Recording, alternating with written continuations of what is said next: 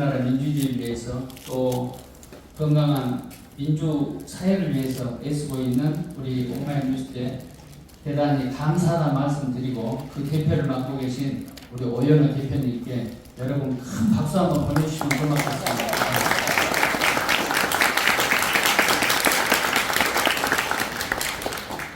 오늘 여러 가지 일정이 많이 있었습니다.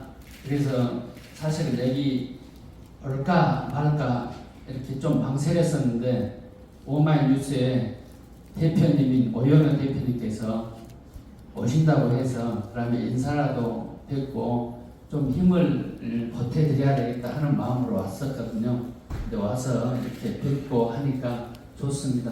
아무튼 우리나라가 앞으로 또 남은 기간이 얼마나 또 이 힘든 세상을 이겨나가야 될지 또 걱정하고 저희들이 가슴 아파하고 눈물을 흘리고 또 길거리에 나앉는 이런 상황이 앞으로도 더 수차 반복되겠지만 그 최일선에서 우리 민초들의 목소리를 반영해주기 위해서 애쓰고 계시는 오마이뉴스의 힘을 여러분 많이 좀 버텨주시라. 유튜브도 좀 많이 시청해 주시라. 네, 그리고 꼭 유튜브 보시면 구독과 좋아요를 꼭 눌러주시라 하는 당부 말씀 드립니다. 여러분 어렵지만 힘내시고 저희들이 힘내서 광주 서구다운 그런 좋은 착한 도시 만들어가는데 같이 하겠습니다. 고맙습니다. 네, 다음은 김희광 서구청장님께서 인사 말씀과 함께 강사님을 소개해드리겠습니다. 네, 안녕하세요. 착한 도시 서구청장 김희광입니다. 반갑습니다. 네, 오늘도 서구 아카데미에 많은 분들, 우리 주민분들과 또 저희 직원분들 함께 해주셔서 고맙습니다. 오늘 또 특별히 오마이뉴스 우리 대표님이시고 오마이뉴스 창립자, 설립자시죠. 네, 원래는 이 대학을 졸업하시고 월간 말지에 기자 가장 진보적 잡지라고 하는 YG에서 기자 생활을 하시다가 오마이뉴스를 설립하셔서 모든 시민이 기자다, 모든 국민이 기자다라는 기치 아래 지금 시민 기자분들과 함께 참언론을 더 좋은 세상, 더 행복한 세상을 위해서 열심히 뛰고 계시는 우리 오연호 기자님을, 오연호 대기자님, 오연호 대표님을 오늘 저희 서구 아카데미의 강사님으로 모셨습니다. 오늘 이렇게 서울에서 내려오신 건 아니시고요. 어제 내려오셔서 우리 오마이뉴스 우리 오연호 대표님께서 또 영어 한 편을 제작을 하셨습니다. 그래서 어제 시사회가 있었는데요. 저도 어제 가서 그 시사회를 보고 오늘 다시 이렇게 또 강연자로 모시게 됐습니다. 괜찮아 앨리스라는 그런 영화입니다. 조금 뒤쳐져도 괜찮고 조금 늦어져도 괜찮고 조금 쉬어가도 괜찮다라고 하는 그런 영화인데요. 제가 어제 그 영화를 보고 너무 감명을 받아서 우리 서구 주민분들 좀 더 많은 주민분들께서 보셨으면 좋겠다 해서 제가 서빈마루 문화회관 또 여기 강당에서 그런 영화들을 우리 주민분들께서 많이 좀 접할 수 있는 그런 기회도 만들겠다라고 약속도 드렸습니다. 방금 우리 백종환 위원장께서 말씀하셨듯이 대한민국의 민주주의를 위해서 20대, 30대를 온몸을 불사르셨던 우리 오연호 대표님께서는 50대가 되시자 이제는 누구 때문에 이 나라가 이랬다라고 지적하고 비판하고 비난했던 20, 30대가 아닌 50대는 이제 나도 이 사회를 만드는데 일조를 했구나 라는 생각에 행복한 나라, 세계에서 가장 행복한 행복지수 1위라고 하는 덴마크로 떠나십니다. 2013년도부터 덴마크에 가서 왜 이 사람들은 행복하게 살고 있고 같은 지구상에 살고 있는 우리는 왜 행복하지 못하나 이제 천착하시기 시작하셔서 무려 그동안 25번의 덴마크 방문을 하셨고 2016년도에는 인천 강화에 꿈틀이 대학교라고 해서 아이들에게 잠깐 전원학교입니다.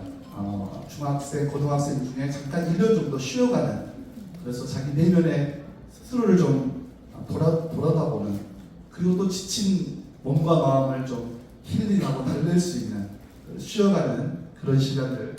예, 말이 길어질 것 같으니까 마이크를 바꿔주면 감사합니다. 그런 꿈틀리 인생학교를 8년째 운영하시고 올해는 잠깐 1년 쉬어가는 그런 시간 갖고 있고요. 우리 가까이 신안에는 성마을 인생학교라고 해서 2018년도부터 지금 6년, 7년째 운영하고 계십니다. 꿈틀리 인생학교는 우리 청소년들에게 쉼이 있고 휴식이 있고 힐링이 있는 그리고 자기 사색이 있는 자기를 돌아보는 시간이라면 성마을 인생학교는 우리 성인들을 위한 누구도 성인이든 아이든 관계없이 누구든 와서 그런 시간들을 가질 수 있는 행복이 목표가 아니라 우리의 과정 우리 삶 속에 그 행복을 녹아내야 된다는 그 일념하에 지금 강연 그리고 영화 강연도 뭐 지금 작년에 1,500회를 넘으셨으니까 지금 이제 2,000회를 향해서 열심히 뛰고 계시는데요. 오늘 제가 이렇게 이 말씀을 길게 드리는 이유는 그만큼 훌륭하시고 모시기 어렵고 또 그만큼 행복하게 있어서만큼은 우리가 행복하기 위해 사는 우리의 인생, 우리의 인간의 가장 궁극적인 그 본질에 가장 많은 고민하셨고 가장 치열하게 실천해 오셨고 또 앞으로도 행복한 대한민국을 위해서 열심히 나서줄 거라는 그런 믿음, 신뢰 때문에 이렇게 말씀 길게 드렸습니다.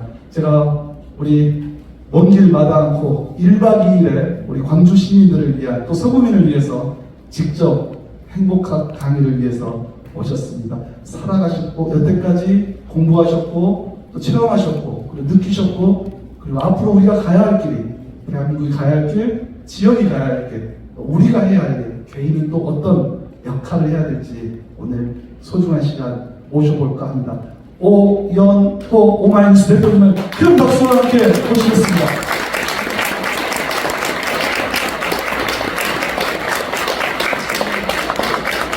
네, 반갑습니다. 안녕하세요.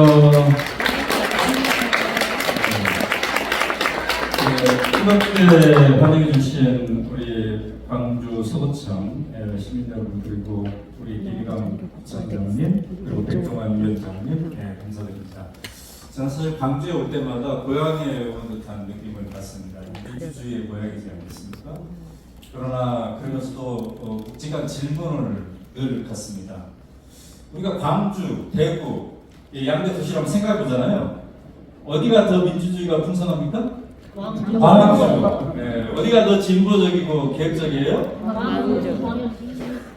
그 중에 또 서구. 근데 우리가 이런 질문을 한번 해봐요. 그러면 광주의 고3의 표정하고 대구의 고3 학생의 표정을 보면 어디가 더 밝을까요?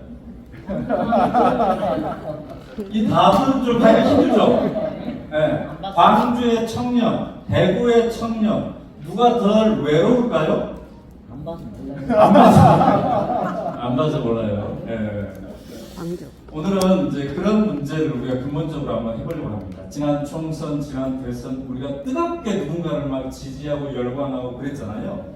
또 노무현 정권도 만들어보고 김대중 정권도 만들어봤잖아요. 이 모든 것들은 최종적으로 무엇을 향한 것이었을까?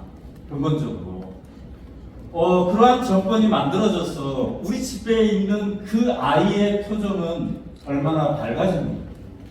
혹시 그랬음에도 불구하고 이 아이들의 걱정과 근심 또 부모의 걱정과 근심이 계속되었다면 그것은 무엇 때문일까? 이런 생각을 한번 해보는 겁니다. 사실 대한민국의 민주주의가 강물처럼 계속 흘러가기 위해서라도 민주 시민들이 계속 양성되어서 대를 이어서 같이 가야 될 텐데 나는 이렇게 계획적으로 민주주의에 의해서 열망도 갖고 있는데 우리 집에 있는 그 아이는 왜 또 이게 뜨뜻미지근할까? 이것도 무슨 이유 때문일까? 그렇다면 저 지구상 저편에 있는 저 덴마크라는 나라는 전 세계에서 가장 행복하다는데 어떻게 해서 무려 100년 동안 대를 이어서 민주주의를 이끌 구성원들을 계속 이어갈 수 있었을까? 그리고 보통 사람들도 뭐 이 정도면 우리가 행복하게 살고 있지 않습니까? 이런 답을 왜 이렇게 쉽게 그들은 하는 것입니까? 이런 문제에 대해서 우리가 함께 해보려고 하는데요. 자, PPT 이제 내려주시고. 근데 제가 늘 고향에 오는 느낌이라고 하는 거는 진짜 제 고향이 전남 곡성입니다. 네. 여기 곡성 출신 계세요? 오, 계시네. 네, 무슨 면이에요? 인면. 네, 저는 축구면이고. 네, 여러분 그 섬진강 기차마을 아시죠? 네, 거기 압록 유원지 아시죠? 제가 그 압록 유원지에 있는 초등학교 지금 폐교됐는데 거기 나왔어요. 네, 거기에서 태안사 쪽으로 드라이브 코스 좋지 않습니까? 첫 번째 나온 동네가 우리 동네. 곡성군 축구면 용정.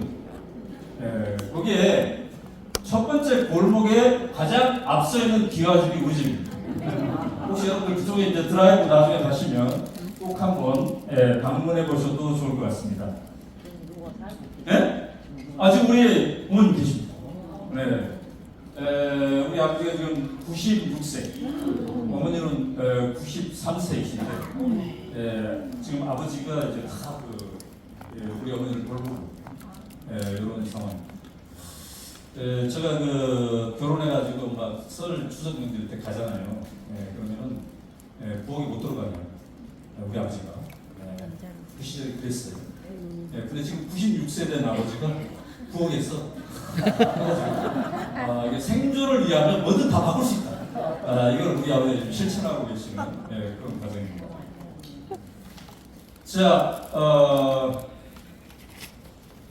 제가 50세가 딱 되었을 때, 서울에서 이제 지하철 2호선을 탔거든요.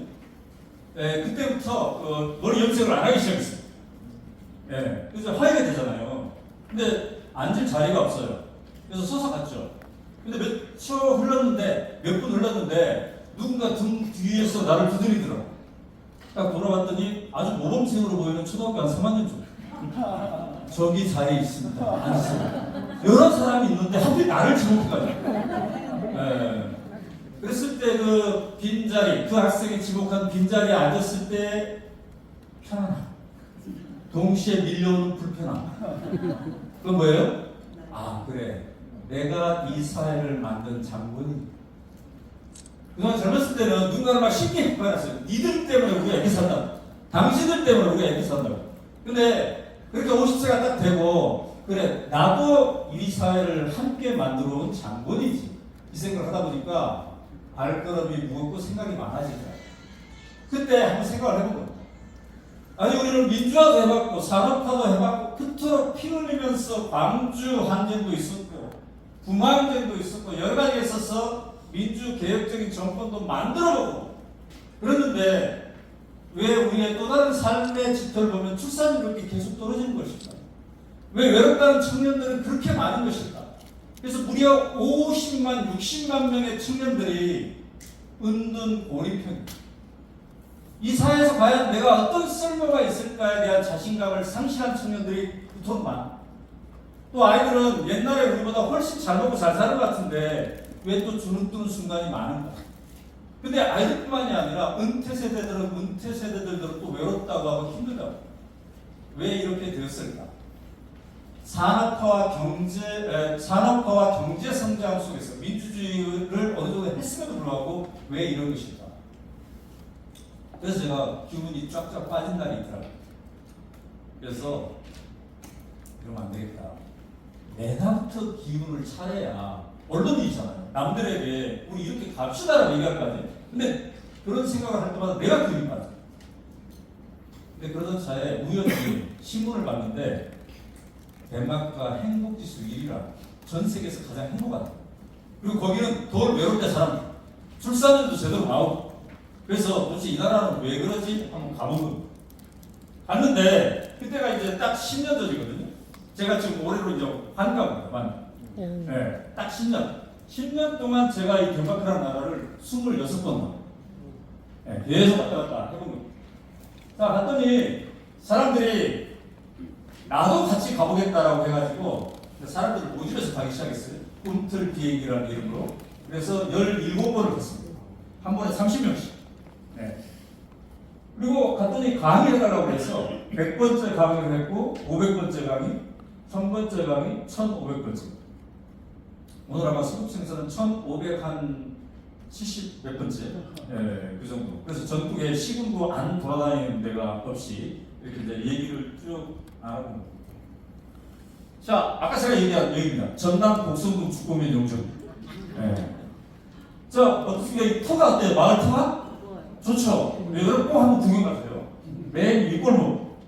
저 첫 번째 지하철이 우리 집인데. 이 사실은 제가 아마 중학교 1학년 정도 지게지고 나온 것 같아요. 예. 자, 여러분 여기 이제 이 서구지만 광주지만 시골 출신도 많지 않겠습니까? 나도 태어난 데가 저렇게 비슷한 동네고 나도 지게지고 나오면 해봤다 손들 보세요. 선생님 많으시네요 여기. 네. 이분들은 아마도 남들보다 인간성이 좀 더 풍부하실 거예요. 아니에요? 남들보다 풍부한 건 아니고요. 조금 시골에 살고 지게를 지고 또 깔을 베고 손 떼기고 그런 기억이 제 자신을 좀 더 풍부하게 할까요? 그죠? 근데 이런 조그마한 동네니까 다 가난하셨죠? 안 가난하셨어요? 가난 알수 있죠? 지금하고 비교하면은 부자라고 할 수는 없지만 그때 당시는 뭐 밥을 굶지 않았습니다. 밥을 굶진 않았죠. 네. 우리도 밥은 굶진 않았어요. 근데 이런 동네를 제가 왜 보여주냐면 덴마크는 어떻게 해서 가장 행복한 나라가 되었을까? 26번이나 가가지고 찾고 찾았잖아요. 그런데 어느 날 제가 덴마크에서 맥주 한잔 탁 하고 뒷골목을 돌아다니면서 사색을 하는데 갑자기 눈물이 팔팔팔 쏟아져요. 그게 뭐냐면 26번이나 가가지고 도대체 이 행복의 이유가 뭔가를 찾았는데 그게 뭐랑 똑같은 거냐면 전남 복성군 주공면 용정리에서 옛날 내가 어린 시절에 이 정도면 비록 가난하지만 인생은 살만하다 이걸 느꼈어요. 저는 어렸을 때 말이죠. 점심때 저녁때 밥때가 되었는데 우리 엄마가 나를 안 찾을 때가 많았어요. 밥때가 됐는데 안 찾았어요. 왜 안 찾습니까? 형제가 많았어? 놀고 있는 그 집에서 밥을 먹고 있을 거라는 확신입니다. 어느 집에서 놀고 있을지 모르지만 그 집에서 밥을 주고 먹고 있을 거라는 확신이 있어요. 네? 그 다음에 밤 9시가 되었는데 안 찾아요. 왜 밤 9시가 되는데 안 찾아요? 그 집에서 놀다 자고 있을 수도 있다. 그리고 이 동네가 안전한 공동체라는 확신이 있어요. 네.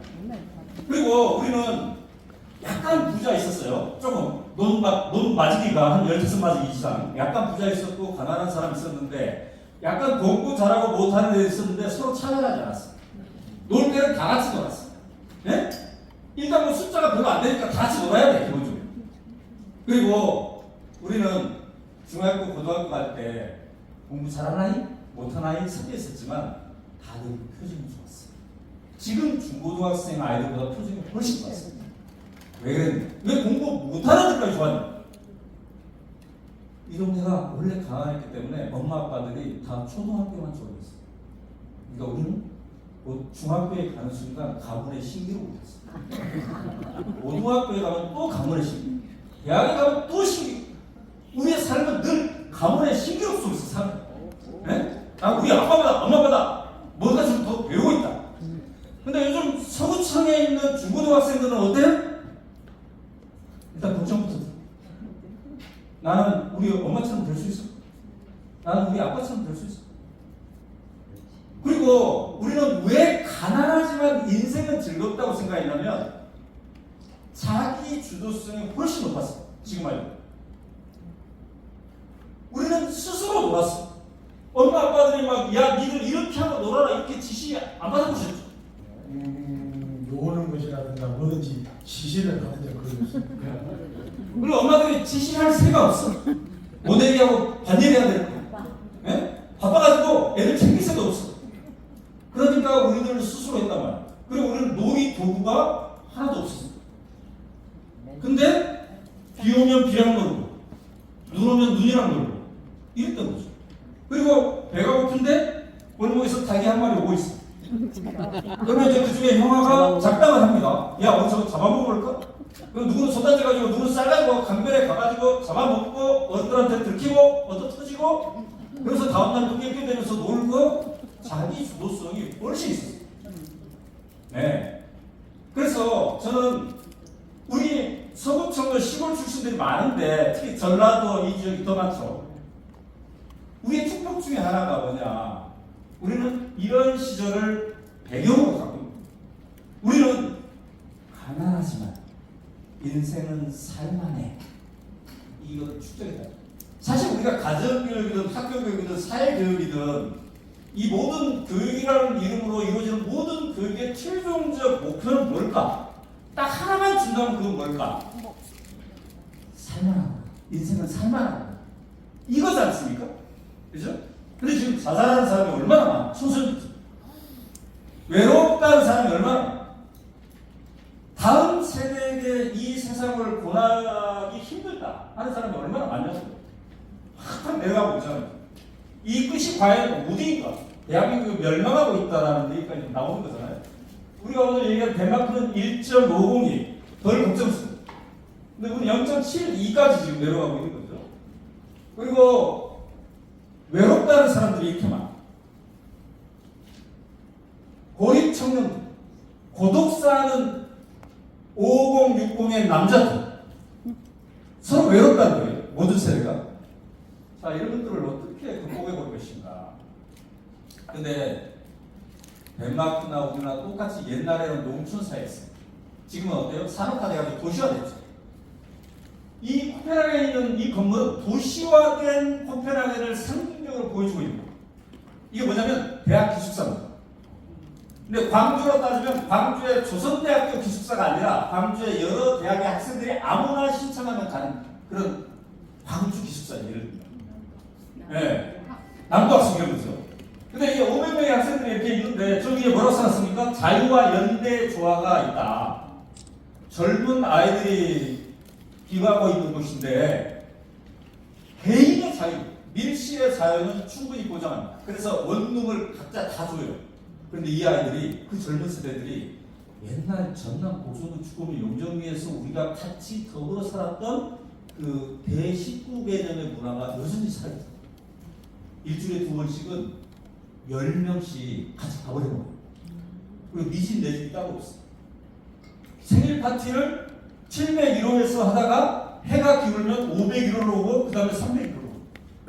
네. 도대체 이 사회는 어떻게 해서 젊은 세대가 옛날에 우리 농촌 공동체에 더불어 함께하는 그것을 유지할 수 있었어요. 우리는 옛날에 있었는데 왜 그걸 잃어버리고 외로워한다 서로. 그죠? 네. 그래서 제가 이제 덴마크뿐만 아니라 그 옆 나라들도 막 함께 구경합니다. 이게 우리는 북유럽이라고 합니다. 이 4개 나라를. 덴마크, 노르웨이, 스웨덴, 핀란드 이 4개 나라인데 이 4개 나라가 유엔이 행복지수 조사를 할 때마다 다 10위 안에 들어요. 신기해. 그래서 왜 이 4개 나라는 그럴까? 덴마크를 포함해서 쭉 연구를 해봤는데 한마디로 얘기하면 이런 게 있는 거예요. 우리가 행복하려면 우리를 있는 그대로 살아가면 좋겠죠. 나 자신을. 근데 이게 만만치 않아요. 내가 있는 그대로의 나를 사랑하는 것을 옆 사람들이 도와준다. 사회가 도와주고 엄마 아빠가 도와주고 친구들이 도와주고 이렇다. 즉 우리는 다 행복해야 되는데 행복하려면 나만 행복해서 돼야 되는 게 아니라 옆 사람들도 행복해야 된다. 이게 철저히 되어 있더라고요. 자, 그런데 제가 이제 덴마크를 가게 되면서 특별히 교육 문제에 관심을 가지게 됐던 것은 때마침 우리 집에 애 둘이 성장하고 있어요. 저는 이제 위에가 딸이 있고 밑에가 아들이 있습니다. 같은 부모에서 나왔는데 왜 이렇게 다를까요, 둘이? 딸은 모범생 스타일. 근데 아들은 자유분방. 여러분, 숙제를 가지고 학교에서 집에 왔어요. 숙제부터 하고 놀아야 됩니까? 아니면 놀다가 내킬 때 숙제해도 되는 겁니까? 네? 놀다가 내킬 때 하면 운영위원장이 되는 거죠. 이러면 돼요. 우리 어머니 뭐 해야 돼요? 아니, 숙제를 해놓고 놀아야 돼요. 아, 숙제를 해놓고 놀아야 돼요. 여러분은 자녀들에게 뭐라고 얘기해요? 숙제 해놓고 놀아라? 근데 왜냐? 지금 애들이 친구들이 축구하고 있는데 이때를 놓치면 축구 못한다. 지금 축구를 하고 충분히 몸을 풀고 놀고 그 다음에 숙제로도 되는데 왜 엄마는 지금 숙제를 해야 돼? 딸하고 아들하고 다른 거죠. 근데 이 두 아이를 데리고 친척집에 가거나 이웃집에 가면 우리 두 아이 중에 누구를 더 좋아했을까요? 자유분방한 아들을 좋아하죠. 말도 잘하고 정이 있어. 일단 정이 있어. 정이 있어. 아빠 닮았어? 네. 근데 문제는 중학교 2학년이 되었는데 서서히 표정이 어두워져. 중학교 3학년이 되었는데 더 어두워져. 동시에 말을 안 하기 시작해. 전에는 막 아빠 이거예요. 물고기 잡으러 가요. 축구예요. 야구예요. 그러더니 제안을 해요. 자, 이게 뭐예요? 아이가 서서히, 사춘기가 아니라 아이가 서서히 있는 그대로의 나를 사랑하지 않기 시작해요. 정이 많은 이게 내 장점이야 라고 아이가 처음에 생각했는데, 왜냐면 그러니까 어느 것도 좋아하는 정이 많아요. 근데 서서히 정보다 더 중요한 건 성적이에요. 네? 아니 네가 기말고사를 받고 왜 네 친구 할아버지 돌아가신데 종로로 갔냐라고 비난을 받아. 정이 많은 나의 장점을 더 이상 나의 장점으로 카운트하기가 힘들어. 이 세상에 나를 그렇게 막 만들어가. 그러니까 말도 하기 싫어. 이제 표정도 어두워져. 근데 이게 아빠에게는 엄청난 충격이었어. 사실 우리가 식구 중에 누군가가 표정이 어두우면 힘들잖아. 그죠? 왜 내가 이렇게 됐을까? 그래서 내가 대마께 가가지고 딱 갔는데 충격을 받았어. 왜 충격을 받았어? 덴마크 고등학생들의 표정 속에 초등학생 때의 그 표정이 그대로 살아요. 그리고 말을 그렇게 잘해. 네? 우리 애랑 완전히 달라. 저는 우리 애가 말을 잃어버렸을까 걱정했어요. 그래서 고등학교 2학년 때 제가 제일 좋아하는 말을 잘할 수 있는 환경 속에서 말을 시켜봤어요. 제일 좋아하는 이탈리안 레스토랑에 가서 피자를 먹을래? 파스타를 먹을래? 물어봤어. 근데 또 한 번 질문했는데 답을 안 하고 그 후에 답을 했어. 피자냐? 파스타. 뭐라고 답했을 것 같아? 아무거나 이렇게 답할 수도 있는데 더 충격적인 답을 했어. 안 먹고 싶다. 피자냐? 파스타냐? 그랬더니 그러든가.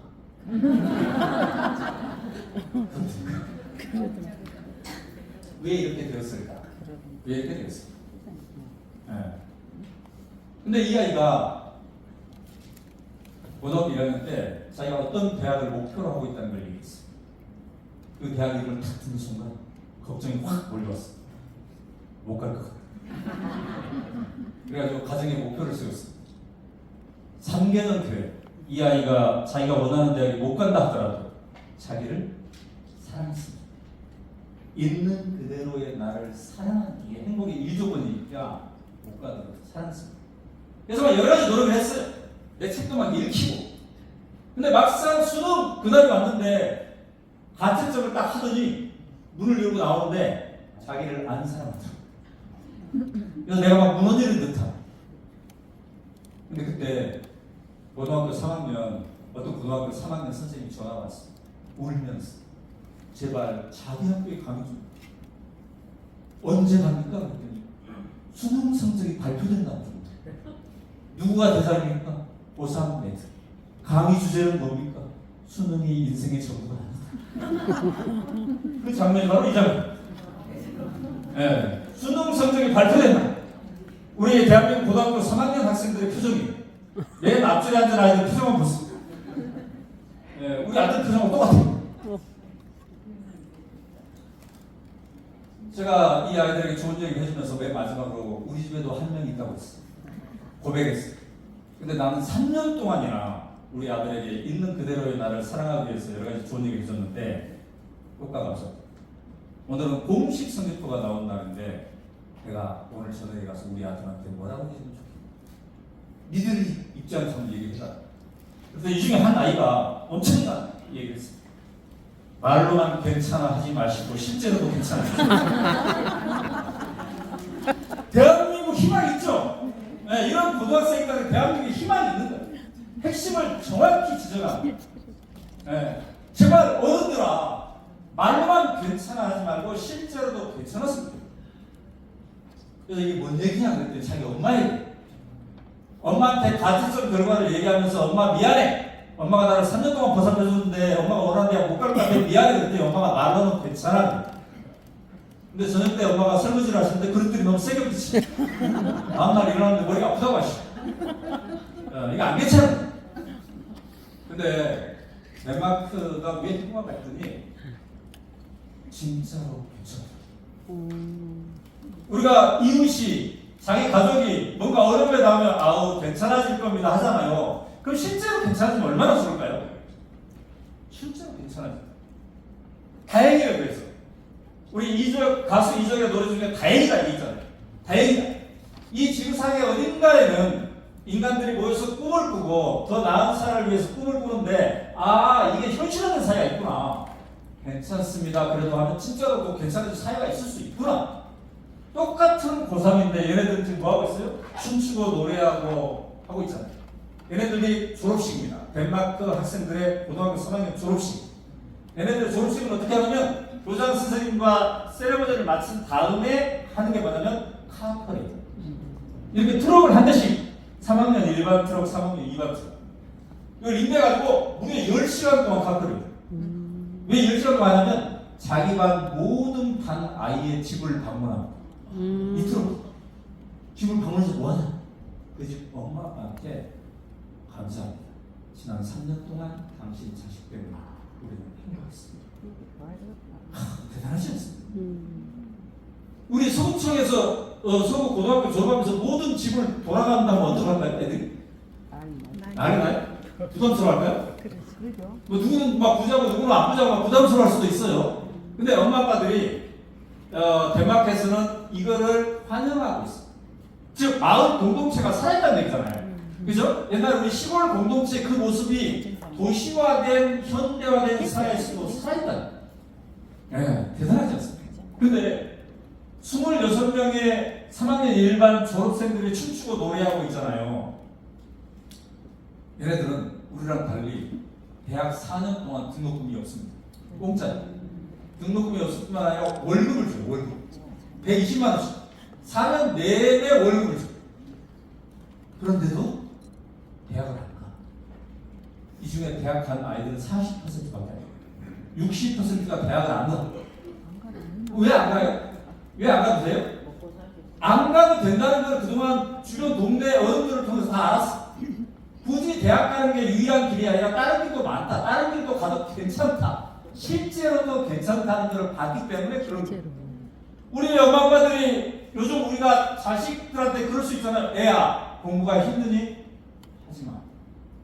공부 안 해도 딴 게 있다. 그러면 애들이 반발합니다. 엄마는 세상 물정을 모른다.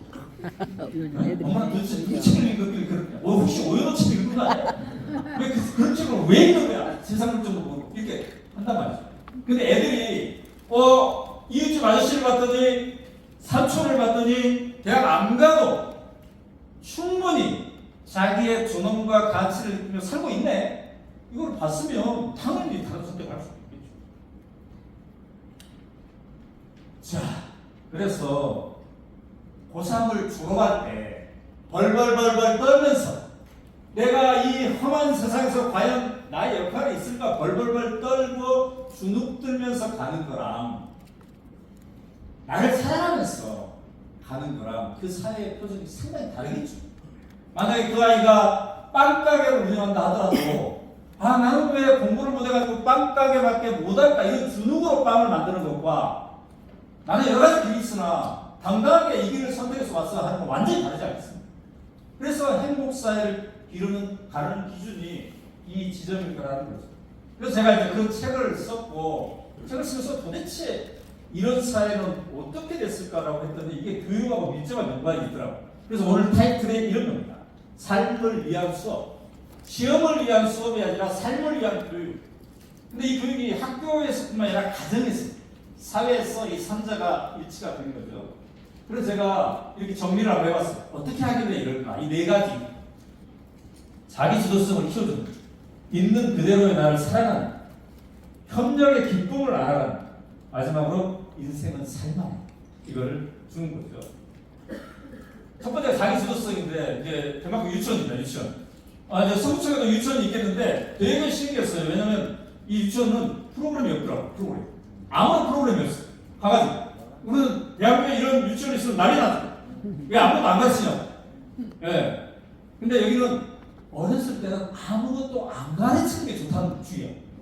그냥 몸과 마음이 시키는 거예요. 이렇게 하면 좋다는 거야. 그랬더니 야 같이 간 사람들 막 행복사의 덴마크의 교육은 진짜 다르구나. 감탄하다. 근데 저는 감탄하지 않습니다. 왜요? 제가 전남 복숭 주권이 용병이 있어요. 그렇게 잘하기 때문에. 사실 지금 생각해보면 우리 동네가 덴마크의 선진 유치원보다 훨씬 더 선진적이었어요. 우리 유치원도 없었잖아요. 유치원 선생님도 없었잖아요. 근데 인생은 행복하다는 걸 배우고 자기 주도성을 배웠잖아요. 근데 왜 그걸 이어갔어요? 자, 이 유치원에 옆에 어린이집이 있더라고요. 더 어린 애들이 있는 어린이집. 어린이집에 갔는데 어린이들이 1살, 2살, 3살짜리들이죠. 낮잠 자는 데가 있어요. 근데 여기에 이 나무로 된 사다리가 10개 정도 놓이더라고요. 이건 뭐예요? 그랬더니 1살, 2살, 3살짜리 애들이 스스로 위로 올라가서 누워보고 싶은 애들은 자기 힘으로 스스로 올라가. 사다리 뭐야? 그래서 우리가 그랬어요. 이거 위험한 거 아니야? 그랬더니 유치원 원장님 말씀이 인생 자체가 위험한 것이다. 이 인생 자체가 위험한 그 도전 속에서 이걸 체험을 해봐야지. 그래서 내 힘으로 할 수 있는 것은 내가 한번 해봐야 된다. 여러분 지금 이제 한번 상상해보세요. 자기 집에 중학생이 있거나 고등학생, 초등학생은 무시하고 일단 중학생, 고등학생이 있어요. 그 조카가 있어요. 조카가 손주가 있어요. 아침에 학교 갈 때 엄마 아빠가 안 깨워도 스스로 일어나서 갑니까? 아니면 엄마 아빠가 깨워야만 일어납니까? 네? 어때요? 여러분 지금? 깨워야 돼요? 하루의 시작을 왜 자기 주도적으로 못할까요? 요새 핸드폰 다 있고 핸드폰에 알람 기능이 있는데 왜 하루의 시작을 자기 스스로 못할까요? 엄마 아빠가 마음이 급했어요. 우리 집에는 두 아이가 있었잖아요. 딸, 아들. 딸은 스스로 일어났어요. 아들은 스스로 못 일어나요. 초등학생 때는 오히려 배가 고프니까 스스로 일어났는데 중고등학생 때는 못 일어나기 시작하더니 잘 못 일어나. 그래서 내가 덴마크에 가서 우리 아들 흉을 봤어요. 우리 아들은 고등학생이나 되는데 아침에 스스로 못 일어나. 그랬더니 덴마크 교사가 나한테 이 아들을 너무 그렇게 보지 마요. 잘 관찰해봐. 1년에 몇 번은 스스로 일어날 거지. 내가 잘 관찰해봤어. 근데 진짜 일어나. 언제 일어나요? 학교 안 간다니까. 그다음 또 언제 일어나요? 지가 좋아하는 영국 프리미어리그 막 새벽 4시 할 때 있죠? 축구. 지가 좋아하는 에버튼 팀이 경기할 때는 3시에 일어납니다. 3시에 엄마가 안 껴도. 그리고 지들끼리 친구들끼리 어디 설악산 놀러 가기로 한 날 6시에 상봉터미널에서 만나기로 했으면 5시에 탁 일어나서 갑니다. 엄마가 안 껴도. 자기 주도성. 스스로 선택하니 인생은 즐겁다. 이게 인간 행복의 원천인데 대한민국 중고등학생들이 하루 24시간 동안 자기 스스로 선택할 수 있는 시간이 몇 시간이냐? 가슴이 설레지 않는 거예요.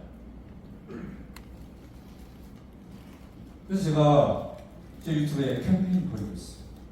전국의 엄마들 자기 자식을 망치지 않으면 아침에 깨우주지 맙시다. 스스로 일어나게 만들어주죠. 그럼 그 과정에서 지각하겠죠. 그래서 교장 선생님과 담임 선생님들에게 부탁하고 있어요. 애가 스스로 일어나는 훈련 기간 동안에 지각을 체크하지 말아주세요. 네. 그랬더니 어떤 엄마가 댓글에 유튜브 댓글에 달았어요. 우리 집은 고등학생이 2명입니다. 근데 저는 아침마다 3명을 깨우고 아빠까지. 그래서 이 아빠는 도대체 직장인이 됐고 애가 2이나 있는데 왜 지금도 못 일어날까? 자기가 추적 조사를 해봤다. 그랬더니 시어머니가 애를 키울 때, 자기 남편을 키울 때 계속 깨워줬다.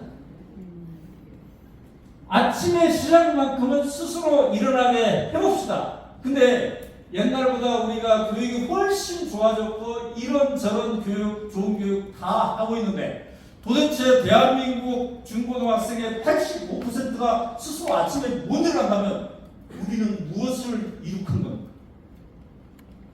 하루의 시작도 스스로 못합니다. 이래가지고 어떻게 민주사회가 되겠냐? 그러면 자기 주도성을 내 삶 속에서 키우려면 배운 것을 실천할 시간이 있어요. 자기 주도성이라는 게 이론으로 되는 게 아니라 실천해야 되잖아요. 근데 보세요. 제가 덴마크 사람들과 우리 한국 학생들을 비교해 봤더니 뭐가 다르냐면 오후 3시 이후에 무엇을 하느냐가 결정됩니다. 여러분 옛날에 지덕체 전인교육 얘기 들었죠? 지덕체가 다 발달시키려면 그걸 발달시킬 시간이 있어야 되죠. 근데 오후 3시 이후에 우리는 대부분이 학원을 또 가. 밤에 또 공부를 해. 언제 지덕체가 다 공부를 발달해. 근데 덴마크에서는 오후 3시 이후에 고3까지 대부분의 아이들이 어디로 가냐면 산업 현장 노동자가 됩니다. 왜냐하면 만 18세부터 부모로부터 이제 독립해야 되니까 경제 활동 이구에 참여해버려. 이 속에서 오전과 오후 3시까지 배웠던 것을 이제 사회 속에서 실천하는. 오전 동안 국어를 배우는 이유는 뭐예요? 오후에 회사에 가서 어떻게 커뮤니케이션을 할 것인가, 어떻게 상사랑 대화할 것인가, 이거를 실습하기 위해서 오전에 배운 거야. 대학 수를 위해서 배운 게 아니라. 그렇게 하면 무슨 일이 벌어져요? 어마무시한 충격적인 일이 벌어져요. 우리의 입장에서는 정말 충격적이에요. 자, 자기 주도성을 삶 속에서 배우면 어떻게 되느냐? 이런 일이 벌어져요. 핀란드 총리 나이 보세요. 총리. 국무총리가 34살이잖아요. 교육부 장관은 몇 살이에요? 32살. 네, 재무장관 32살. 내무장관 34살. 30대 초반이잖아요. 국무총리가 30대 초반이에요. 덴마크는 더합니다. 장관의 절반 이상이 30대. 네. 산업부 장관이 33살이잖아요. 이게 어떻게 가능할까? 그죠? 이게 가능한 이유는 초중 고등학교 청년기 때부터 삶을 위한, 삶 속에서 문제와 도전과 이 속에서 자기 주도성을 길렀기 때문입니다. 자, 핀란드 총리가 34살 됐는데 우리 딸이 지금 32살이에요. 이제 대한민국 총리 되려면 2년밖에 안 남았어. 근데 나는 걱정이 너무 돼. 우리 딸이 만약에 대한민국 국무총리 되면 나는 두 발을 쭉 뻗고 못 자. 네, 뭐 남북 문제 이런 것도 어떻게 해결할까 우리 딸이. 내가 이 딸이 시집 가기 전에 자기 방을 어떻게 정리정돈한지를 다 파악하고 있는데 국정, 이 남만처럼 웃긴 국정을 어떻게 정리정돈할까? 2년만 안 돼. 근데 왜 이 사람들은 30대 장관들을 이렇게 많이 만들어내고도 발을 쭉 뻗고 잘 전하는 교육이다. 삶을 위한 교육. 네. 자, 근데 말이죠. 얘네들이 이 자기 주도성과 연관된 게 만 18세에 독립한다고 하잖아요. 경제적으로도 공간적으로 독립해요. 공간적으로. 생각해보세요. 만 18세가 됐는데 경제적으로 독립해요. 엄마 아빠로부터. 또 집에서도 나가. 이 독립 자금이 어디서 나오냐면 국가에서 나옵니다. 그래서 120만 원씩 돈을 대주는 거야. 매달. 니 빨리 독립하라. 그러면 그 독립한 엄마 아빠의 나이는 몇 살 정도 될까요? 40대 후반이나 50대 초반이 되겠죠. 40대 후반이나 50대 초반. 자녀로부터 완전히 해방된 부모. 그러니 행복지수가 1위가 안 될 수가 있겠어요? 여러분 지금 자녀로부터 해방됐어요? 안 됐어요? 안 됐어요 아직? 저는 제일 행복할 때가 언제냐면 가끔 문득 이렇게 생각나게 되었어요. 우리 집에 두 애가 있었던가? 이때가 되게 행복하겠어요. 그래서 신경 안 쓰고 지들 스스로 자라날 수 있는 이런 환경을 만드는 거죠. 이 자기 주도성과 밀접하게 연관이 있는데 아까 제가 늘 강조했던 있는 그대로의 나를 사랑하는. 그래서 저는 저희 두 번째 책을 우리도 사랑할 수 있습니다. 내가 있는 그대로의 나를 사랑할 수 있을까? 그리고 우리도 사랑할 수 있을까? 이렇게 썼어요. 덴마크를 행복하게 만든 사람 중에 한 사람이 그린투 목사인데 하나님을 사랑하고 조국을 사랑하고 이웃을 사랑하라고 하죠. 근데 우리 도산 안창호 선생은 진심으로 자기를 아끼고 사랑할 줄 아는 사람만이 비로소 남을 사랑하고 이웃을 사랑할 수 있다. 그만큼 나를 있는 그대로의 나를 사랑하는 마음을 우리 아이들에게 또 우리가 갖는 게 상당히 중요해요. 사실 우리 어른도 이게 되게 힘들죠, 여러분. 그죠?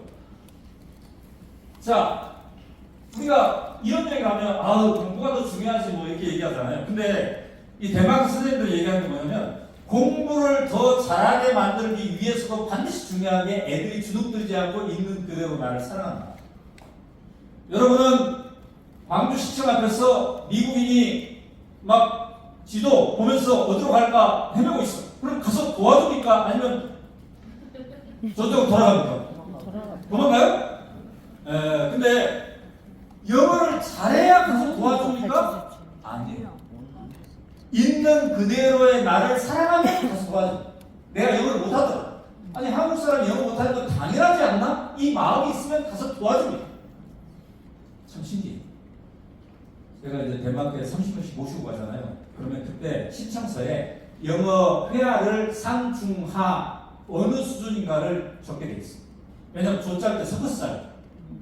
근데 분명히 이거는 상이라고 했거든요. 그리고 상 같아. 교사, 선생님, 상이야. 근데 7박 9일 내내 긴장하고 있어. 그리고 나한테 상 잡았어. 밥 먹을 때만이라도 덴마크 사람들 배 안 치지 말아주세요. 소화는 해야겠죠. 아니 영어가 상인데. 네? 근데 정반대의 분이 있습니다. 영어가 하야. 들어갔더니 정말 하야. 근데 너무 즐겁게 7박 9일 동안 덴마크 사람이랑 잘 놀고. 이 사람은 영어가 한데 남을 위해서 통역까지 해줘. 어떻게 이게 가능해요? 바디랭귀지. 들어보고 제일 잘 알아서 웃는 사람한테 가서 물어봐가지고 자기가 다 전파시켜. 지금 이런 상황이거든요. 자, 이 사람은 왜 이렇게 하고 있는 거예요? 있는 그대로 나를 사랑하는 거예요. 한 번에 이제 이 신청을 한 30명씩 신청을 하는데 걱정되는 두 분이 신청을 했어요. 70대 중반. 이 프로그램이 굉장히 빡센데 어떻게 쫓아다니까 난 걱정했어. 또 혹시 길을 잃어버리면 어떨까? 70대 중반. 근데 인천 공항에 두 분이 부부가 모습을 드러냈는데 안도의 한숨이 나오죠. 절대로 안 잊어버릴 복장을 하고 있었어요. 한복을 입고 있었습니다. 한복. 근데 이제 코펜하겐 공항에 딱 내렸는데 이 할머니가 없어졌어요. 저 지금 어디 가셨나? 정말 진짜 여기서 집이 나오니까 반드시 여기 있어야 된다고 했는데 근데 한참 기다렸는데 10분 후에 나타나셨어. 덴마크 경찰을 딱 데리고 나타났어. 어떻게 되신 거예요? 그랬더니 아니 벼랑간 내가 막 여기저기 구경하다 보니까 한국 사람이 주변에 아무도 없더래. 그래서 잠시 당황해. 근데 아니야 경찰을 찾아야 되겠다 해가지고 제복 입은 경찰을 찾아가지고 여기까지 왔다는 거야. 야, 영어도 잘 하셨나 보네요. 그랬더니 아니 그냥 한국말로 했어. 뭐 덴마크 경찰이 한국말 알아들어요? 아니 못 알아듣더라고. 그래서 내가 쌩 혼을 내줬어. 야 이놈들아 요새가 한국 시대인데 너희도 한국말을 배워야 되는 거 아니야? 나는 데려다 주란 말이야. 막 쌩 혼을 내줬더니 여기까지 들어가. 네? 이거 얼마나 좋은 마음이냐고. 있는 그대로의 나를 사랑하는 마음. 이걸로 광주 서구의 학생들이 무장할 때 비로소 고등학교 3학년이 되어도 표정이 달라요. 근데요 우리 딸은 모범생 나보다 훨씬 영하지. 발음이 요즘 세대는 기가 막혀. 근데 내가 한번 대학교 데리고 왔어. 야 아빠가 영어를 조금 하지만 발음도 그렇지. 힘드니까 네가 가끔 나를 도와줘. 통역해줘. 이런 부탁을 딸에게 할 때마다 첫 마디로 늘 나오는 게 뭔지 아세요? 나 영어 잘 못하는데. 아니 나 같으면 그 정도의 실력이면 그 정도의 발음이면 유엔 사무총장이 도전해보겠네. 근데 그렇게 영어를 잘하고 그러는데 왜 첫 마디가 늘 왜 나 영어 잘 못하는데. 근데 우리 아이들은 늘 100점이 기준이야. 100점.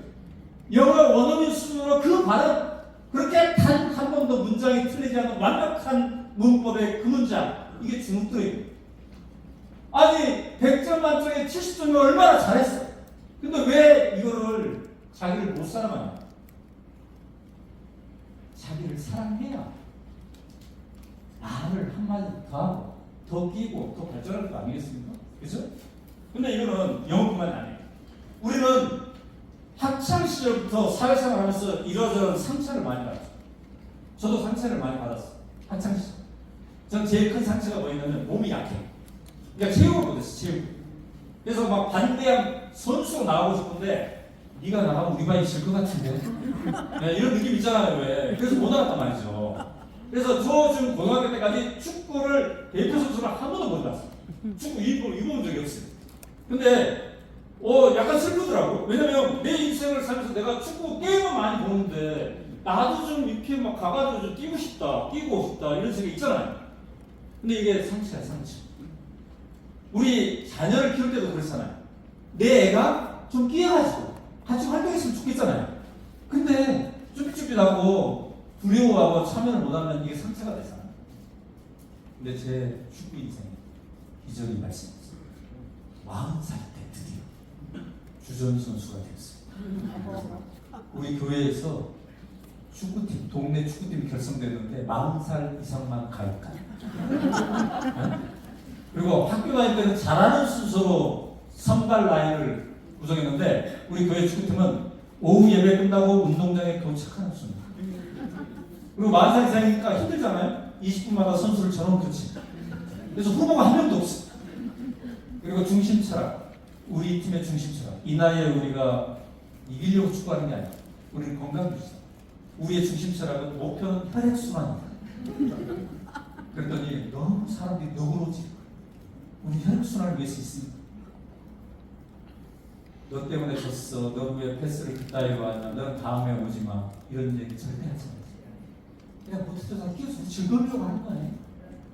그랬더니 이 팀이 우리가 지금 20년째 이랬더니 축구 실력이 다 는 거예요.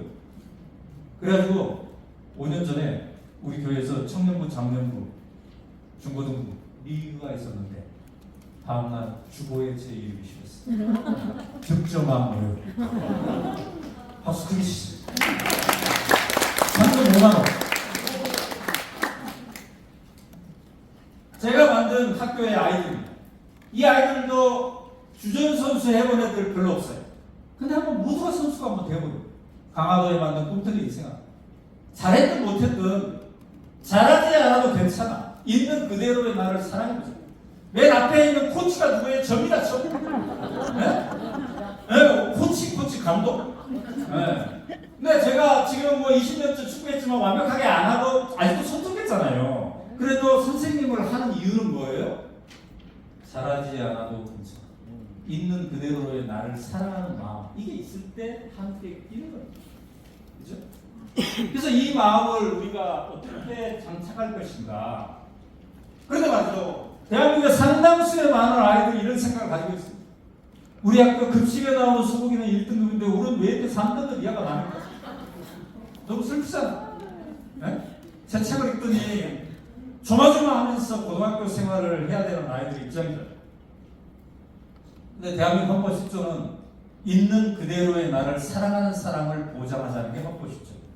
모든 국민이 인간으로서의 존엄과 가치를 가지면 행복을 추구할 권리가 있다는 것을. 그래서 서구 국민들과 함께 오늘 이 질문을 해봅니다. 승자 10%만 살릴 것인가 헌법 10조를 살릴 것인가. 내 가슴 속에 무엇을 심어야 될 건가. 우리 자식들에게 자녀들에게 어떤 마음을 심어줘야 될 것인가. 승자 10% 안 되면 너는 쓸모가 없어. 이런 걸 심어줄 것인가. 헌법 10조를 심어줄 것인가. 어제 제가 산림지역 고등학생들에게 강연을 했거든요. 이 똑같은 얘기. 근데 강연 끝나고 나서 한 학생이 여학생이 손 들고 울어. 자기는 딴 애들보다 평균 20cm, 평균 애들보다 20cm가 작아. 그래서 엄마가 늘 자기한테 얘기한다. 너는 키가 작기 때문에 반드시 너는 전문가가 돼야 돼. 그러지 않으면 너가 또 차별. 이 압박을 받는 아이는 울면서 나는 어떻게 살아야 돼? 네? 대한민국의 모든 국민이 키가 작든 크든 공부를 잘하든 못하든 어쨌든 인간에게서의 존엄과 가치를 가지면 행복을 추구할 권리가 있다는데 왜 우리는 항상 모든 분야에 10% 이상 못 들면 못 끼냐? 요즘 검사들의 세상이죠. 검사 정도 됐으면 얼마나 잘 됐어요. 그죠? 근데 검사인데 요즘 우리 나이가 이제 막 동창회 한참하고 막 그런 거잖아요. 검사인데 동창회 못 나와. 왜 못 나오냐면 너 정도는 검사장까지 승진할 줄 알았어야 이런 시선이 무서워서 끊임없이 10% 안에 들어야 예. 이러다 보면 나의 진정한 행복은 찾기가 힘들어요. 그럼 이런 얘기를 하는 저는 늘 나를 사랑할까요? 오마이뉴스 유튜브 구독자 우리 선생님 오마이뉴스 유튜브 요즘 자주 보시고 계십니다. 구독자가 무려 194만 명, 이제 195만 명 됐어요. 되게 많죠? 저는 만족할까요? 아니면 MBC 300만이 들어올까요? 근데 누구가 저한테 아우 당신들은 말이야 왜 195만밖에 안 되냐고 MBC는 300만인데 막 손가락질 하는 사람만 있으면 제가 부러집니다. 근데 아니야. 너희들의 특성이 있고 너희들이 최선을 다했으면 될 것이고 야 여기 사모님 진보 진영 전체에서 제일 많네. 이렇게 있는 그대로의 나를 사랑할 수 있도록 도와주는 사람들이 있어야 돼. 서구청도 우리 공무원들이 여러 가지 프로젝트라고 하잖아요. 아, 근데 우리는 이 분야에서 상을 못 받았어. 그럼 도대체 우리는 뭘 한 거야? 이랬을 때 정말 말이야. 우리는 도대체 뭘 한 거야? 하고 다 모르지. 그러나 그 중에 누군가는 아닙니다. 우리는 우리 나름대로의 독특성을 가지고 했고 이게 한 노력이 어디 사라지지도 않는 것이며 우리는 최선을 다했으니 우리 매우 괜찮아요. 가정도 사회도 조직도 그런 게 있어야 살아남을 수가 있는 건데 덴마크가 행복지수 1위가 된 것은 이게 가정, 학교 모두가 다 이게 문화화가 되어 있기 때문에 가능합니다. 세 번째는 협력의 기쁨을 알아가는 힘입니다. 덴마크의 선생님들이 제일 잘하는 그게 뭐냐면 우리는 한 학생에게 국영수를 다 잘하라고 요구하지 않아요. 사실 이것 때문에 우리 아이들의 표정이 밝지 않은 게 있어요. 한 아이가 국영수, 체육을 이런 거 다 잘해야 돼. 근데 덴마크에서는 그걸 요구하지 않아요. 왜? 둘이 협력하게 만듭니다. 왜 한 학생이 다 잘해야 돼? 서로 잘한 것들을 이렇게 협력하게 하죠. 이게 제가 살고 있는 서교동 근무하고 있는 서교동의 소나무. 이 소나무 두 개를 보면 규정이 잘 이루어져 있죠. 근데 따로따로 보면 어때요? 얘는 이쪽으로 뻗어있어. 그죠? 얘는 이쪽으로 치우쳐졌어. 이거를 식물 연구하는 사람들은 혼인목이라고 둘이 결혼을 했다. 그래서 균형을 이루고. 네, 어떤 사람 그러더라고. 저게 지금 균형을 이룬 겁니까? 서로 떨어지려고 하는 겁니까? 근데 어쨌든 이거 혼인목이라고, 혼인목. 각자 보면 빈 곳이 있는데 둘이 했더니 이렇게 되어 있다. 이게 협력의 힘이잖아요. 사실 저는 말지 기자로부터 시작했고 오마이뉴스를 만들 때 굳이 내가 창업을 해야 되나까지 생각하지 않았어요. 근데 결국 모든 시민의 기자다 이 모토가 없기 때문에 이제 창업을 했는데 하면서도 걱정했어요. 뭘 걱정했냐면 제가 비즈니스 쪽, 숫자, 돈 이런 게 대한 관심이 별로 없었거든요. 근데 신기해. 학교 다닐 때 수학 실어있고 산수 실어있는데 지난 25년간 우리 직원이 105명이거든요. 105명의 월급을 정확히 계산해서 25년 동안 단 1원도 안 들고 지급했습니다. 기적이 일어났어요. 이 기적이 왜 일어났어요? 제가 수학을 추가로 배운 게 아니라 우리 회사에 부사장님이 있기 때문에 가능합니다. 봐봐, 손을 잡아야 돼. 근데 이 개념을 우리 아이들, 청년들이 알았을 때 자기 진로에 혁명적 이익이 발생합니다. 저는요, 중고등학교 때 진로를 빨리 정했습니다. 근데 슬펐습니다. 그럼 진로를 빨리 정하면 다른 애들이 부러워하잖아요? 근데 왜 슬펐을까요? 혼자 조용히 글 쓰는 사람, 진로를 정했어요. 슬펐어. 왜냐? 나는 비즈니스 감각이 있고 적극적이기도 하고 다른 사람과 뭔가를 모색할 힘도 없고 내가 할 수 있는 거. 이러니까 진로를 빨리 정하고 슬픈 거예요. 나를 중심으로, 지금의 나를 중심으로 잡은 거죠. 내가 앞으로 어떻게 변할지, 내가 누구랑 손을 잡을지 생각하지 않고 지금까지의 나만. 근데 지금 얼마나 많은 청소년들이 그걸 기준으로 진로를 정합니다. 나는 끼가 없어. 근데 저 친구는 끼가 있네?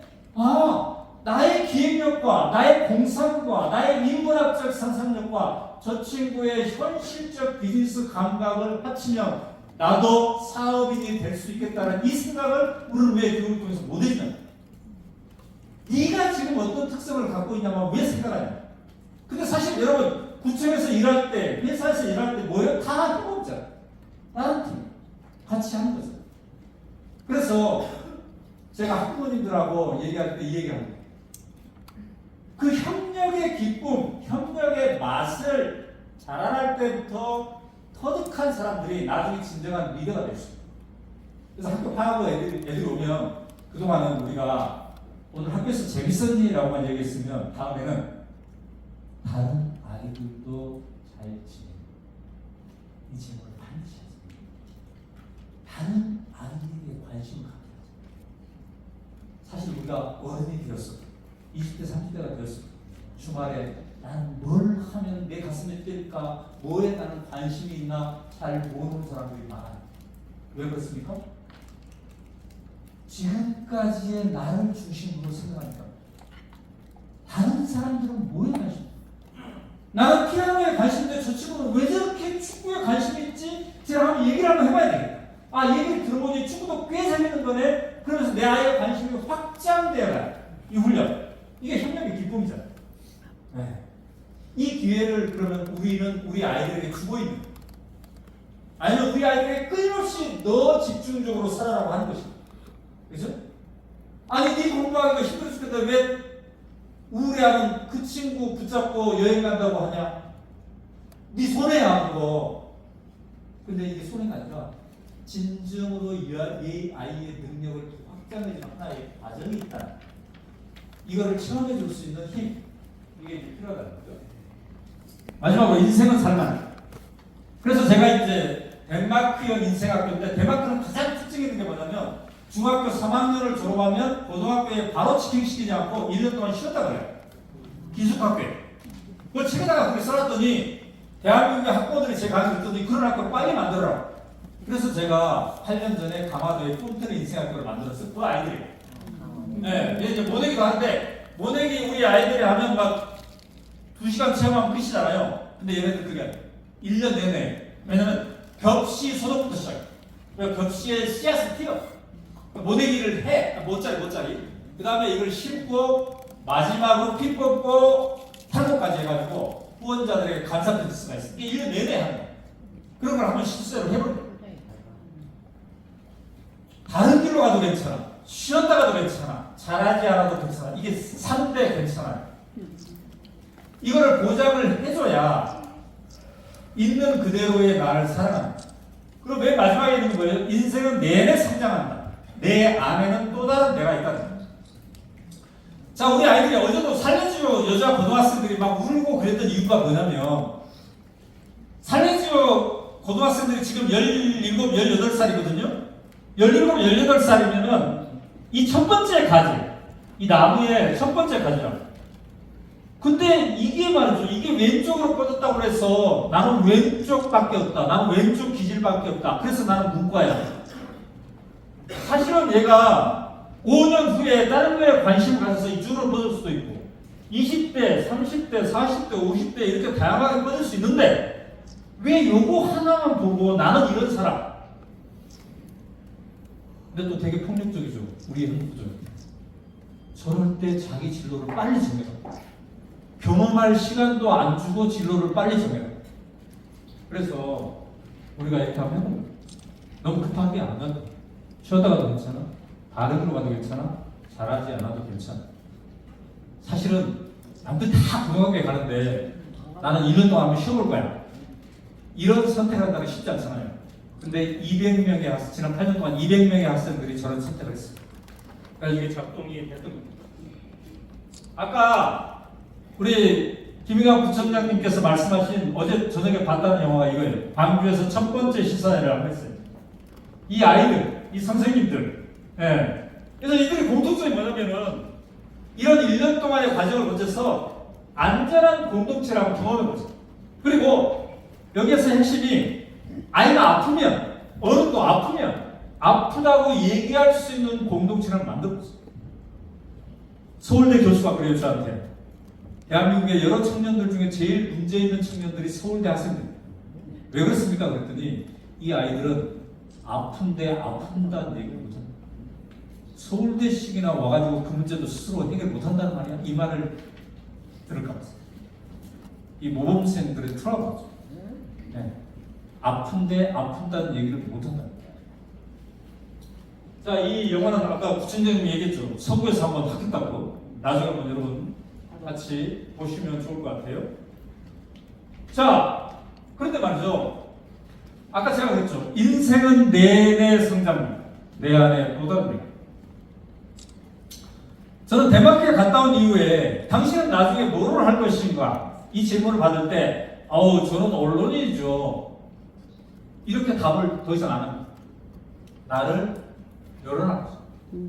내가 앞으로 어떤 우리 여기에 지금 공무원 여러분들 계시지 않습니까? 나는 누구인가? 나는 공무원이죠, 당연히. 그러나 이후에 나는 내 안에 또 다른 내가 어떻게 성장할지 모른다. 이걸 한번 열어놔보자. 그래서 어제도 우리 살려줘 여자고등학교 학생들한테 그랬어요. 우리가 다른 사람을 보면서 설레임을 느끼는 것도 중요하지만 내가 내 인생에 대해서 설레임을 느끼는 게 필요합니다. 지금까지의 나 말고 내 안에는 또 다른 내가 있다. 도대체 어떤 내가 나올까? 1년 후, 2년 후, 3년 후에. 그건 20대들, 30대들, 50대들, 60대들, 70대들, 80대들, 90대. 요즘 96세인 우리 아버지가 시골에서 제일 재밌어하는 게 음식 만드는 거예요.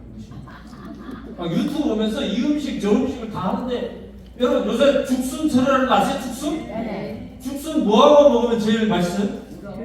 우럭? 오이하고 죽순하고? 근데 우리 아버지는 조기 조림할 때 그거 맛있어요? 우리 아버지 어떻게 하신다 모르겠어. 그래서 그렇게 해서 드시면서 진짜 막 보람을 느끼는 거야. 그리고 이걸 엄마한테 이거 해드리는 거예요. 네. 저 우리 96세 우리 아버지는 지금 요리사예요, 요리사. 자기 인생에. 근데 그 아버지가 3, 40년 전에는 나도 절대 남자를 부엌에 들어가면 안 된다고 했다. 그러니까 인생이 완전히 새롭게 성장하고 있어요, 지금. 네. 또 다른. 근데 이제 이 아이들이 1년 동안 이렇게 지냈거든요? 1년 동안 이렇게 지냈는데 2주에 한 번씩 의무적으로 집에 가야 돼. 왜냐면 부모랑 소통을 해야 돼. 이제 부모들이 물어보는 거야. 야, 너네 가서 뭐 했니? 지난해서. 엄마, 우리 김장했어, 김장. 너희들이 벌써부터 김장을 할 줄 안단 말이야? 우리는 배추 우리가 키워가지고, 그 다음에 양념도 우리가 만들고, 선생님들이랑 같이 이렇게 배워가지고 만들어 했더니, 그 김장김치 진짜 쉽던데, 그래서 우리가 막 50포기 했단 말이야. 근데 엄마, 그러고 보니 엄마는 왜 지금까지 김치를 안 하는 거야? 엄마는 왜 늘 김치를 할머니 집에서 가져오는 거야? 엄마, 김장하는 거 두려워하지 마.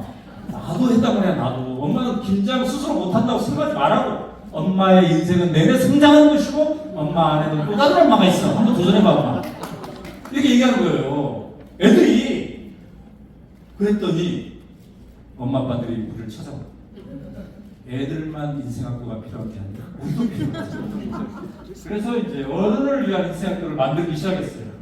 그게 신안의 도초도에다가 만든 선마을 인생학교. 너무 풍광이 좋지 않습니까, 여러분? 네. 네? 지금도 하고 있어요. 1년에 한 1000명 정도가 여기 왔다 갔다 합니다. 근데 이제 어른들은 1년 동안 여기 못 가잖아요. 바쁘니까. 그래서 2박 3일, 3박 4일 이렇게 하는 거예요. 서구청에서 한번 갑시다. 우리 기숙사 좋지 않습니까? 네. 해변 요가. 제가 제일 좋아하는 게 해변 요가. 예, 바로 잔잔한 해변에서 이렇게 한번 우리의 인생을 한번 되돌아보는 그런 시간을 갖는 거죠. 자, 이제 결론 내야 돼, 결론. 자, 이 많은 얘기를 들으면서 생각해 보는 거죠. 근데 대한민국에서도 저런 게 가능할까? 근데 알죠? 여러분? 제가 덴마크에서 가봤더니 대한민국이랑 비슷한 게 너무 많더라고요. 덴마크가 4대 강국에 둘러싸여 있어요. 그 다음에 자원이 없어, 자원이. 소금 한 방울도 안 나. 덴마크. 그러니까 수출만이 살 길이에요. 그런데 왜 이 나라는 이렇게 되었을까? 여러분, 신훈의 상록수라는 수술 들어봤어요? 신훈의 상록수. 이게 1935년에 동아일보를 통해 발표된 겁니다. 시인문의 상록수 농촌 수석이잖아요. 우리 국어 교과서에서 막 언급됐어. 근데 그 시인문의 상록수가 주제가 뭐냐면 우리 농촌이 어떻게 하면 덴마크 농촌처럼 될 것인가. 이게 덴마크 농촌이에요. 지향적 시인문의 상록수가. 그러니까 우리는 100년 전부터 덴마크를 흠모해온 거야. 이상국가로. 근데 어떻게 100년 내내 이 사회는 우상향의 사회로 갈 수 있었나? 아까 제가 정리한 자기 주도적인 인간을 키워냈고 있는 그대로의 나를 살아가고 협력하는 사람. 그래서 인생은 살만해. 이거 핀다. 그렇다면 우리 근데 봤더니요. 덴마크가 저렇게 100년 동안 우상향을 가져왔던 거는 이미 완벽해서가 아니라 나의 한계를 나의 장점으로 전환하는 데 능숙했다. 예를 들어서 덴마크는 1년에 해가 쨍쨍 뜨는 날이 52일밖에 안 돼요. 여러분 어느 나라에서 살고 싶어요? 덴마크예요? 한국이에요? 한국. 해가 쨍쨍 떠야 되는 기본적으로. 근데 52일밖에 안 뜨니까 이 한계를 뭘로 발전시켰냐면 무슨 산업으로 발전시켰을까요? 해가 안 뜨니까? 조명산, 인테리어 산. 칙칙하니까 인테리어가 좋았으면 좋잖아요. 건축미, 이거 전 세계 탑입니다. 그 다음에 춥고 바람이 많아. 이걸 뭘로 활용해버렸어요? 에너지 효율화산. 춥고 바람이 많으니까 에너지, 재생에너지, 풍력에너지. 그 다음에 문에 이렇게 호텔 문에 바람 막 들어오면 안 좋잖아요. 이걸 기가 막히게 잘해요. 덴마크 호텔들은 추운 데가 없어요. 추우니까 그 한계를 장점으로 전환시켜요. 그 다음에 인구가 580만 명밖에 안 돼. 매우 작은 나라예요, 인구가. 이 단점을 뭘로 장점으로 전환했냐면 작으니까 글로벌. 청년들이 벤처를 하든 뭘 하든 어떻게 하면 독일에 팔까, 중국에 팔까, 미국에 팔까 모든 산업은 글로벌 산업. 요즘 전라남도 광주 이쪽에 작은 학교들 고민이 많잖아요. 작다고 한탄하지 말고 이걸 어떻게 장점으로. 우리는 숫자가 작으니까 작은 만큼 이 아이들을 데리고 해외여행도 갈 수 있고 서울도 갈 수 있고 그러지 않는다. 나의 한계를 나의 장점. 근데 이거는 우리의 인생도 마찬가지예요. 저는요 춘천에서 중학교는 복성했어요. 네. 근데 가난하니까 하숙을 못 시키고 자취했어. 근데 여수에서 온 친구들 돈이 많더라. 그래서 하숙을 해, 하숙을. 나 너무 부러웠어. 이게 자취하는 게 부끄러웠어. 자취하면 막 스스로 반찬도 해야 되고 그러잖아. 우리 집은 어찌 이렇게 가난해가지고 하숙도 못 시켜주고 공부에 집중했으면 내가 그 공부를 잘할 텐데. 이렇게 엄마 아버지가 막 원망하는 거지. 근데 지금 되돌아보면요. 그때 자취를 했기 때문에 스스로 연탄불도 갈 줄 알고 반찬도 할 줄 알고 스스로 시간도 맞춰서 일어나 이 자기주도성이 있었고 이것 때문에 내가 엄마인수를 창단하고 꿈틀 인생학교를 창립하고 뭔가 스스로 판을 볼 수 있는 힘이 있었다. 이런 생각을 해봅니다. 근데 왜 그때는 그게 부끄러워 있어? 그래서 내가 어제 사회주의 여자 고등학생들한테 그랬어. 너의 한계가 절대 부끄러워. 부잣집에는 오후 3시만 되면 엄마가 자가용을 팍 데리고 와서 학원으로 보내. 이거 부러워하지 마. 너의 한계. 우리 엄마는 알아. 내가 너 걸어가야 돼. 이 한계를 너의 장점으로 생각해. 친구는 엄마 수영차에 타고 가니까 풍경을 못 보지만 너는 네 두 발로 걸어가면서 이 커피집은 왜 문을 닫았을까? 여기는 왜 또 뭔가 이 아저씨는 저 세탁소 아저씨는 손님도 없는 것 같은데 왜 저렇게 부승이 바를까?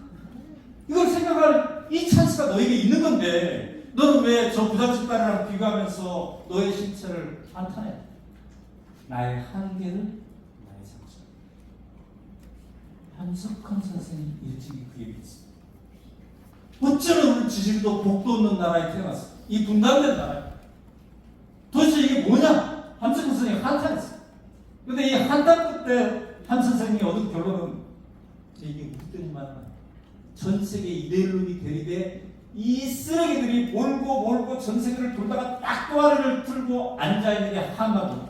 그러면 우리는 이 쓰레기를 치운다면은 우리 남북의 문제를 해결하는 것뿐만 아니라 전 세계 20세기의 이데올로기 대립의 쓰레기까지 우리가 치운 거지 않겠는가? 사실 말이죠.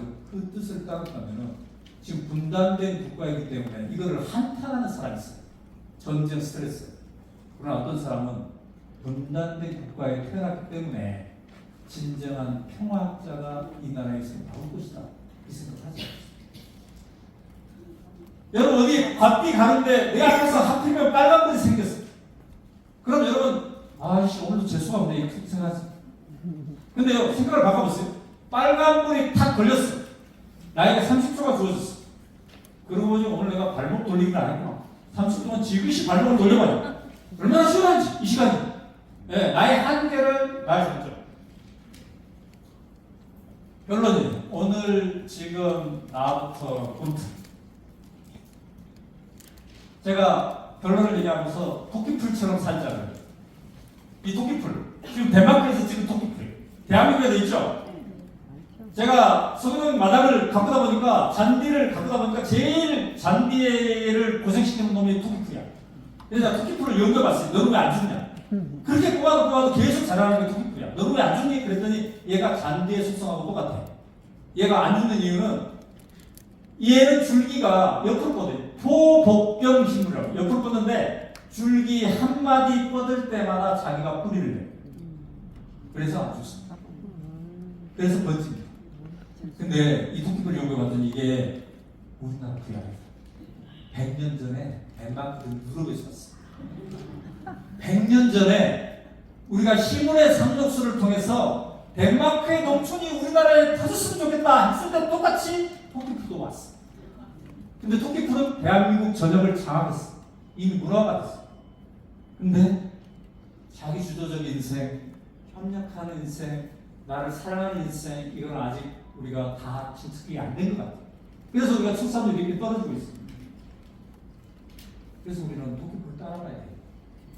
오늘 지금 나도 꿈틀하되 그래서 대통령이 해주길, 국회의원이 해주길, 누가 해주길 바라지 않고 일단 우리 집부터, 나부터, 우리 학교부터 그 정신이 살아있는 공간을 한번 만들어보세요. 네. 오늘 지금 나부터 꿈틀. 그것이 씨앗이 돼서 옆집으로, 옆 학교로, 옆 회사로 퍼지는 게 진정한 흐름이지 않을까. 그럼 어떻게 실천할 것인가? 저는 그 실천의 방법 중에 하나가 이거라고 생각합니다. 코펜하겐에 갔더니 거리에 나무 가로수를 이렇게 심어놨는데 밑에 물주머니가 있더라고요. 저렇게 물주머니를 큰 물주머니를 달아놨어. 이게 뭐냐라고 했더니 밑에 바늘 구멍이 뚫려 있대요. 이 물이 다 빠지려면 8시간. 천천히 물을 주면 좋다. 우리 그래서 저렇게 해요. 자, 우리가 오늘 강연을 통해서 혹은 책을 통해서 저거 참 좋겠다. 저래야지. 그럼 어떻게 실천해야 돼? 이거를 이벤트로 하면 안 돼. 2박 3일 동안 하면 안 돼. 끊임없이 지속적으로 내 삶의 문화가 되게 만들어. 그렇게 하는 게 뭐예요? 아침 이슬. 아침 이슬처럼 실천하자. 아침 이슬처럼. 아침 이슬은 예보가 없어. 내일 아침 이슬 내릴 겁니다. 예보 없잖아요. 비는 있어. 비는 예보가. 근데 아침 이슬은 매일 내려. 티도 내지 않아. 천천히. 그런데 내 삶을 봐. 내 삶 속에 이게 문화가 되는 거죠. 제가 덴마크 여행 가면 학생들도 초등학교 3학년부터 결합할 수 있습니다. 학생들이 7박 9일 일정을 끝나고 코펜하겐 공항에서 뜨려고 하는데 지들끼리 뭐라고 서로 맞대고 얘기를 하고 있더니 엉엉엉 울기 시작하고 하기 시작하죠.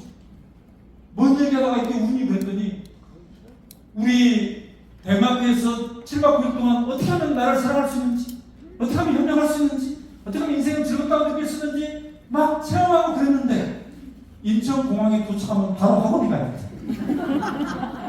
이 생각을 하니까 한 학생이 우니까 다 같이 그냥 뼈하고 울고 있어. 그럼 7박 9일 동안 뭐로 엄마를 보낸 거예요? 이벤트로 보낸 거야. 이벤트로. 빡세게 너 반드시 10% 안에 들어야 돼. 삶을 살다가 이벤트로 그냥 7박 9일 동안 해방시켜줍니다. 그냥 다시 돌아가면 똑같아. 이래가지고는 절대로 못 바꾼다. 어떻게? 저 아침에 설치 티나지 않아. 은근하게. 누구부터?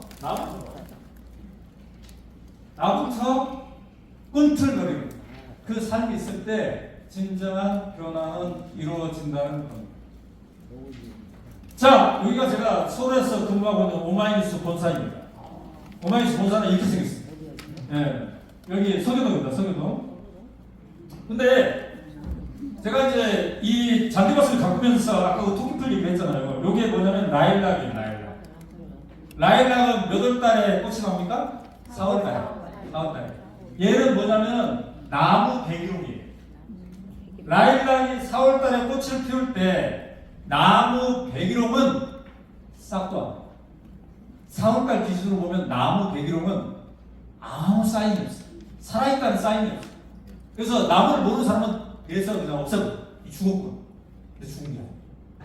얘는 5월부터 싹이 튀고 6월 달에 풀어지고 6월 말에 꽃을 피워서 무려 100일 동안이나 꽃을 피우는 게 배기록입니다. 우리는 우리 아이들 볼 때 중학교 2학년 때는 이 정도 돼야 되는데, 아니 중학교 2학년 때 네 친구는 이렇게 됐는데 너는 왜 싹도 안 나오냐? 네.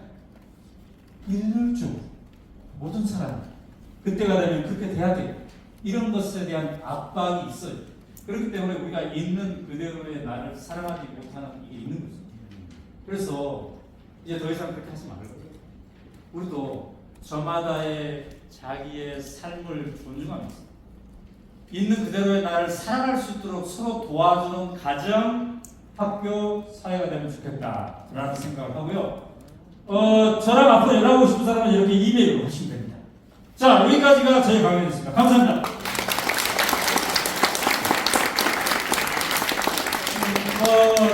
인물이답 시간 있나요? 기념 촬영이 마지막으로 있습니다. 인물답 없어요? 혹시 질문, 뭐 사소한 질문도 괜찮은데 한두 명 있으시면. 네. 이 강의 내용하고는 좀 관련이 좀 없는 내용 같은데요. 네. 오늘 뭐 우리 선생님 대표님 강의는 너무너무 잘 들었고 올 초에 네. 그 나온 책 중에서 그 검찰의 심장부라고 하는 대검 검찰 중수부의 부장님, 변호사님 그때 출판 기념일 때그 사회를 했거든요. 어떤 인연으로 보시게? 왜냐면 저희 출판사에서 그 책을 냈고, 그 다음에 이제 오마이 TV에 이분이 그 유튜브에 출연한 첫 번째가 오연호가 묻다라는. 그래서 이렇게 그 자세한 것을 여러분들이 유튜브를 보면 알 수 있습니다. 또 혹시 오늘 강연 관련해서 궁금한 거? 네.